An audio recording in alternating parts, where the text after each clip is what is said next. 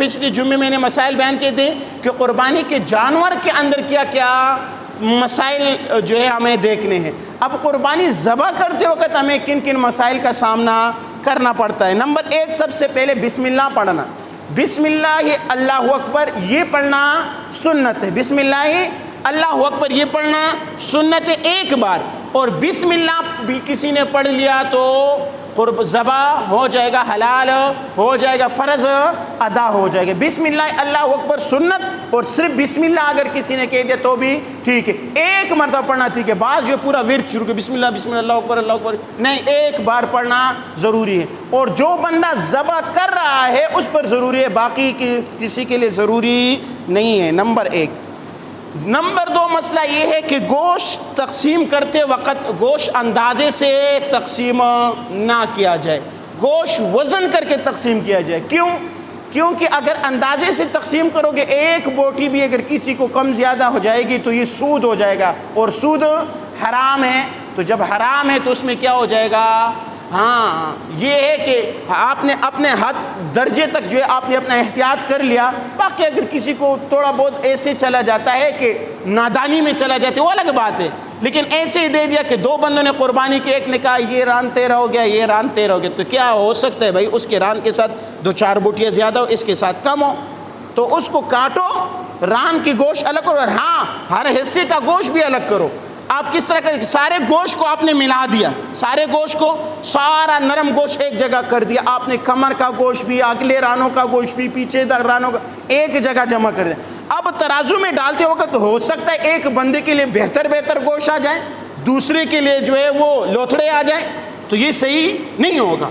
آپ ران کا گوشت الگ کر دیں, اس کو الگ تول لیں. آپ اگلے جو ہے وہ ہاتھ جس کہتے ہیں, ید اس کو عربی میں کہتے ہیں, اس کو بھی ہم ران ہی کہتے ہیں, اس کا گوشت آپ الگ کر دیں, کمر کا گوشت آپ الگ کر دیں. ٹھیک ہے, قربانی ہے, اس میں جدوجہد کریں, ٹھیک ہو گیا. تو لہٰذا تقسیم گوشت جو ہے وہ وزن کے اعتبار سے اور احتیاط سے ہو, تاکہ اس میں کمی بیشی جو ہے وہ نہ آ جائیں. اجڑی کھانا جو ہے یہ جائز ہے, ٹھیک ہو گیا, لیکن بہتر ہے, بعض لوگ کی طبیعت نہیں مانتی ہے, نہ کھائے تو وہ نہیں ہے, لیکن بہتر ہے. خاص کر علماء لکھتے ہیں کہ جو علماء ہیں ان کو یہ نہیں کھانا چاہیے, کہ علماء کا تعلق دین سے, مسائل سے اور اس چیز سے ہے. اور بسا اوقات یہ ہے کہ جیسے کہا جاتا ہے نا, یہ گوبر وہاں جمع ہو جاتا ہے, پیشاب کا ایک تیلا ہے, تو مطلب یہ ہے کہ علم سے ایک بندے کا تعلق ہے تو اس سے دور رہے تو بہتر ہے. بہرحال اس کا کھانا جو ہے وہ جائز ہے.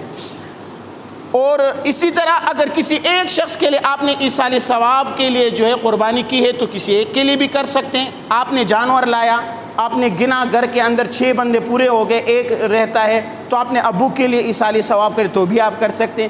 اور اسی طرح ثواب کی نیت سے اگر آپ نے کہا کہ آدم علیہ السلام سے لے کر آخری تک جتنے بھی مسلمان فوت ہوئے سب کے ثواب کے لیے میں کر رہا ہوں, اس طرح بھی آپ کر سکتے ہیں, ایصال ثواب کے لیے آپ کر سکتے ہیں. اسی طرح نمبر 5 یہ کہ سری پائے کال کے ساتھ پکا کر جو ہے وہ کھانا, ٹھیک ہے, اس کے بال جلا کر کھال کے ساتھ پکا کر پکانا جو ہے وہ ٹھیک ہے. لیکن بال ہو سکتا وہ تو پھر پکا ہی نہیں جاتا ہے نا, لیکن بال پکا جو ہے جلا کر کھال کے ساتھ سری پائے پکانا درست ہے. تکبیر بھول گیا, ذبح کر لیا تو حلال ہے, کوئی مسئلہ نہیں ہے, لیکن جان بوجھ کر نہیں چھوڑنا. بسا اوقات یہ ہوتا ہے کہ جانور بڑا تنگ کرتا ہے, بندہ گراتا ہے تو اتنی دہشت ہوتی ہے اور اتنی افراتفری ہوتی ہے کہ ذبح کرتے وقت بندے کو جو ہے بسم اللہ بھول جاتے ہیں, تو مسلمان ہے, مسلمان کا ذبیحہ حلال ہے, لیکن جان بوجھ کر چھوڑ دیا تو پھر حلال نہیں ہوگا. ٹھیک ہے. اسی طرح ایک بندہ ہے بے نمازی ہے, نماز نہیں پڑھتا, نشہ کرتا ہے, پوڈری قسم کا آگے پیچھے, ٹھیک ہے, جو ہے وہ غافل قسم کا آدمی ہے, وہ بھی اگر قربانی ذبح کرے تو قربانی ہو جائے گی, یہ کوئی حرج نہیں. اس کا وہ گناہ کرنا اللہ تعالیٰ اس کو ہدایت دے, لیکن اس سے جو قربانی پر کوئی اثر نہیں پڑتا, کیونکہ قربانی کے لیے مسلمان ہونا ضروری ہے. ٹھیک ہے. اچھا, یہ ایک چیز مشہور ہے نا کہ ہم قربانی کرتے ہیں, اس سے جو ہے کہتے ہیں کہ فلاں بندے کی طرف سے ہم قربانی کرتے جو بیمار ہے, اس کی جان کے بدلے جو ہے اللہ تعالیٰ, قربانی کے جان کے بدلے اللہ تعالیٰ اس کی جان جو ہے وہ بخش دے گا, اللہ تعالیٰ اس کو یہ کرے. یہ غلط مسئلہ کہ یہ حدیث سے کسی چیز سے یہ ثابت نہیں, اپنے طرف سے لوگوں نے گھڑے ہوئے. ہاں البتہ اس نیت سے آپ کر سکتے ہیں کہ اس کی طرف سے ہم کرتے ہیں, اس کا گوشت ہم صدقہ کریں گے, ہم صدقہ کرتے ہیں, اللہ تعالیٰ صدقے کی بدولت جو ہے اس کی جو ہے اللہ تعالیٰ اس کو صحت عطا فرمائے، یہ ٹھیک ہے، کیونکہ حدیث شریف میں آتا ہے صدقۃ ترد البلاء، صدقہ جو ہے بلاؤں کو ٹھال دیتا ہے، بیماری بھی ایک بلا ہے، اللہ تعالیٰ اس بیماری کو اس سے جو ہے وہ ختم کر دے، ٹھیک ہے۔ اچھا، کوشش کریں کہ جانور کو تکلیف کم سے کم ہو، یہ ایک مجموعہ مسئلہ میں نے بتایا، اس کے تحت بہت سارے مسائل آتے ہیں، لیکن میں نے مجموعہ بتایا کہ جانور کو تکلیف کم سے کم ہو۔ مثال کے طور پر چھری جو ہے وہ تیز ہو آپ کے پاس، وہ پرانی چھری اتاری ہوئی، وہ آپ وہ کر رہے، جانور بیچارہ چیخے مار رہے ہیں اور آپ ذبح کر رہے، وہ ذبح نہیں ہو رہا، اور آپ نے باندھا ہوا بھی، تکلیف ہو رہی نہیں، چھری جتنی تیز ہو وہ اتنی اچھی۔ ایک نمبر 2، یہ چھری جانور کے سامنے چھری تیز نہ کیا کرو، ٹھیک ہے، ایک جانور کے سامنے دوسری جانور کو ذبح نہ کیا کرو، جانور کو گراتے وقت جو ہے احتیاط کر لیا کرو کہ یوں اٹھایا اور نیچے ہمارا دڑم کہ جانور کو تکلیف ہو، یہ بھی نہ ہو، جانور کو کھلاؤ پلاؤ۔ بعض لوگ کہتے ہیں یار ذبح کرنے سے پہلے پانی نہ پلایا کرو، اس کا گوشت خراب ہو جاتا ہے، وہ بھائی کوئی نہیں ہے، روایت میں آتا ہے کہ بھائی جانور کو صحیح، اس کی صحیح خدمت کرو، آخری دنوں میں صحیح خدمت کرو، ان کو کھلاؤ پلاؤ۔ جو ہے تانوی رحمۃ اللہ کے بارے میں آتا ہے کہ وہ آخری دنوں میں جو ہے اپنی قربانی کے جانور کو جلیبی کھلاتا تھا، ٹھیک ہے، تو جانور کی جو ہے وہ خدمت کیا کرو، ایسے بھوکا پیاسا ان کو نہ رکھا کرو۔ اور اسی طرح اور ایک اور چیز، اکثر یہ جو قصابی حضرات ہوتے ہیں نا، یہ اس چیز میں بڑے بے احتیاطی کرتے ہیں۔ جانور کو آپ نے ذبح کر دیا، جانور کے 4 رگ کاٹنا ضروری ہے، آپ نے ذبح کر دیا، اب جانور کو چھوڑ دو، جانور چھوڑ دو، وہ بالکل خود بخود ٹھنڈا ہو جائے۔ جو قصائیوں کو جلد بازی ہوتی ہے نا، اگلے جانور کے پاس بھی جانا ہے نا، وہ ابھی لڑک رہا ہوتا ہے، یہ چمڑا اتارنا شروع کر دے، ظلم ہے، زیادتی ہے، ٹھیک ہے، اس کو چھوڑ دو۔ اور بعض یہ کرتے ہیں کہ ذبح کرنے کے بعد اب کہتے ہیں یار اس کا گردن توڑو، ٹھاک کر کے اس کے، غلط ہے، اللہ کے بندو ظلم کیوں کر رہے ہو؟ ذبح میں یہ ہے کہ جانور کے 4 جو ہے وہ آپ کاٹے، رگ آپ کاٹتے، چھوڑ دو، بس آرام سے چھوڑ دو، 4 رگ اس کے کٹ کے خون نکل رہا ہے، آرام سے چھوڑ دو۔ بعض اس طرح ذبح کرو گے کہ آپ ذبح کرتے کرتے اگلے ریڑھ کی ہڈی تک، گردن کی ہڈی تک جاؤ گے تو یہ کیا ہو جائے گا، مکروہ ہو جائے گا، ٹھیک ہے۔ یہ ذبح جو ہے تو ٹھیک ہے، لیکن بہرحال یہ ٹھیک نہیں ہے کہ آپ اس کا گردن توڑے، یہ جانور کو جو ہے تکلیف دینے کے مترادف ہے، اس کو ذبح کرو اور چھوڑ دو۔ اچھا، کوئی جانور ایسا ہو کہ جس کو جلد کی بیماری ہو، ٹھیک ہے، خارش لگی ہوئی یا اس طرح، اس کی قربانی تو جائز ہے، لیکن اگر بیماری جلد کی ایسی ہو کہ وہ اس کو گوشت کو متاثر کر چکا ہو، جیسے آج کل کراچی کے اندر یہ بیماری ایک پھیلی ہوئی ہے، تو اس قربانی سے جانور سے پھر قربانی کرنا جائز نہیں ہے، ٹھیک ہے۔ جانور کے کچھ چیزیں جو ہے حلال جانور کے وہ حرام ہیں، اس میں نمبر 1 یہ خون، یہ جو خون بہتا ہے، جو ہم ذبح کر لیتے ہیں جو خون نکلتا ہے وہ خون حرام ہے۔ اس کے علاوہ جب ہم چمڑا اتارتے ہیں، بسا اوقات ہم گوشت کاٹتے ہیں، اس میں سے بھی خون نکل آتے ہیں، وہ خون نہیں۔ جو ذبح کرتے وقت دم مسفوح، اسے عربی بہتا ہوا خون جسے کہتے ہیں، وہ حرام ہے، اور کیونکہ کفار لوگ اس کو چٹنی کے طور پر استعمال کرتے تو یہ حرام ہے۔ اور ہاں، کسی کافر کو دینا بھی حرام ہے، ایک چیز حرام ہے وہ کسی کو دینا بھی حرام ہے۔ کوئی کافر آ کر آپ کو کہتے یار جانور آپ ذبح کر رہے ہیں، یہ خون میں لے جاتا ہوں، آپ کو نہیں جی حرام ہے، ہم آپ کو بھی نہیں دے سکتے۔ پیشاب کی جگہ، نر کی پیشاب کی نالی، ٹھیک ہے، چھوٹے پیشاب کی جگہ چاہے نر ہو یا مادہ ہو، یہ کھانا حرام ہے۔ اسی طرح پاخانے کی جگہ، تیسری چیز، یہ دونوں کی جو ہے حرام ہے۔ مثانہ جس کے اندر پیشاب، چھوٹا پیشاب جمع ہوتا ہے، وہ بھی حرام ہے۔ اسی طرح پتا جو کلیجی کے ساتھ جو ہے وہ سرخ سا، وہ تیلا سا لگا ہوا ہوتا ہے، وہ بھی جو ہے حرام ہے۔ اور اسی طرح کپورے، یہ بھی حرام ہے۔ بعض لوگ اس کو، اور اس کو راجہ بازار میں ادھر باقاعدہ جو ہے اٹھلے لگی ہوتی ہے، یار حرام ہے، اللہ کے بندو حرام ہے، نہ کہا کرو اللہ کے بندو، حرام ہے۔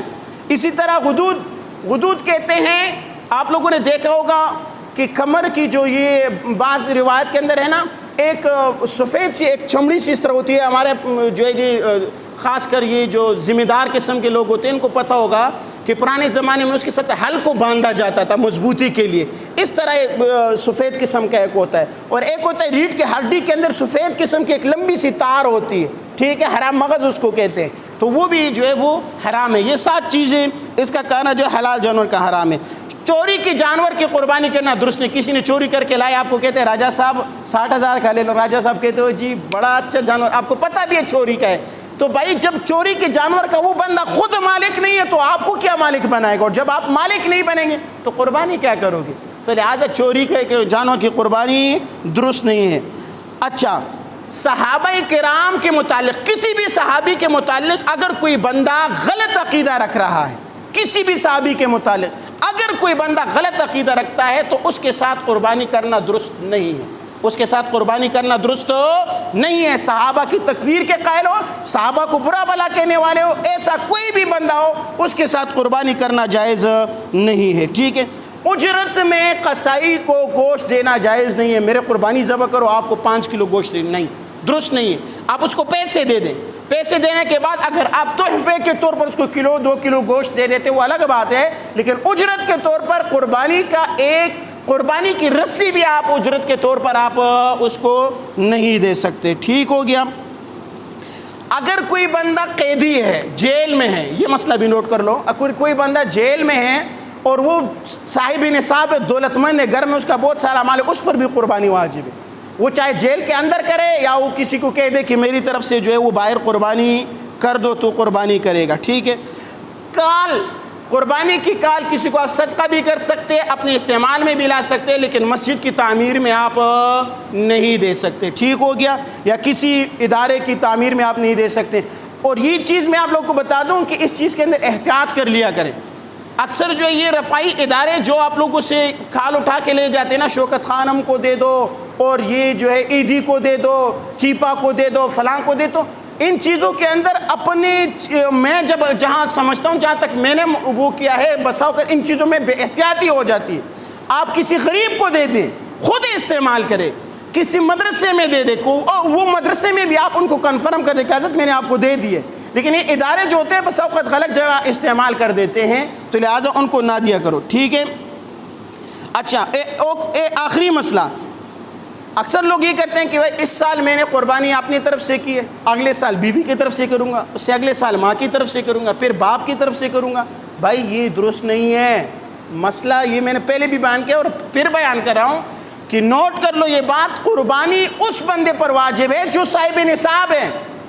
اگر شوہر صاحب نصاب ہے تو شوہر ہی کرے گا، بیوی کی طرف سے 20 سال بھی اگر اس کے پاس کچھ نہیں تو قربانی نہیں ہے۔ ناراض ہوتی ہے تو 1000 بار ناراض ہو، بعض کہتے ہیں ماں ناراض ہو رہی، باپ ناراض ہو، بھائی کیوں ناراض ہو رہے اللہ کے بندو؟ بیٹا صاحب نصاب ہے، بیٹے پر واجب ہے، وہ واجب کو چھوڑ کر آپ کی طرف سے نفل کر لے اور اپنے لیے عذاب ادھر جو ہے گلے میں ڈال دے، تو لہٰذا یہ نمبر نہ لگایا کرو۔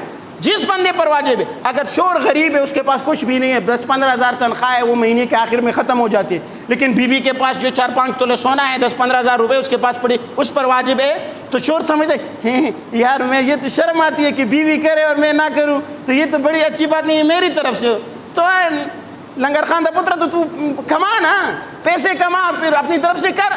بیوی کا جو ہے اپنے ذمہ اور اس کی طرف سے واجب ہے وہ نہیں کر رہا ہے، تو لہٰذا بھی اس عورت کے اوپر واجب ہے وہ ادا کرے گی، جو ہے شوہر نہیں کرے گا۔ اس طرح ماں باپ اگر کما نہیں رہے، گھر میں ہیں اور ان کا آمدن جو ہے بچوں کا وہ اپنے بچوں کے ہاتھوں پر ہے، تو لہٰذا بچے وہ اپنی طرف سے ادا کریں گے، ماں باپ کی طرف سے نہیں کریں گے۔ اور اسی طرح بالفرض اگر ایک بندہ فوت ہو گیا، ایک بندہ فوت ہو گیا، اس کے بیٹے ہیں 4، اس کے بیٹے ہیں 2 کر لو، 3 کر لو، 4 کر لو، اس کے بیٹے 3 یا 4، اب باپ نے اتنا دولت چھوڑ دیا ہے، یہ مسئلہ یا نوٹ کر لو، یہ بہت زیادہ یہ صورتحال ہے۔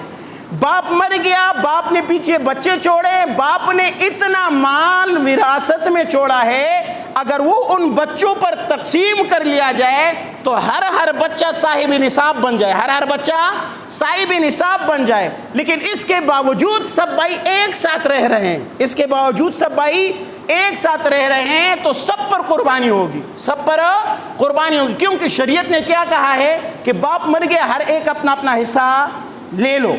اب آپ لوگ کا حصہ مل چکا ہے، اب آپ لوگ علیحدہ نہیں کر رہے ہیں تو اس کی ذمہ دار آپ لوگ، شریعت نہیں ہے، تو لہٰذا ہر ایک پر پھر قربانی واجب ہوگی۔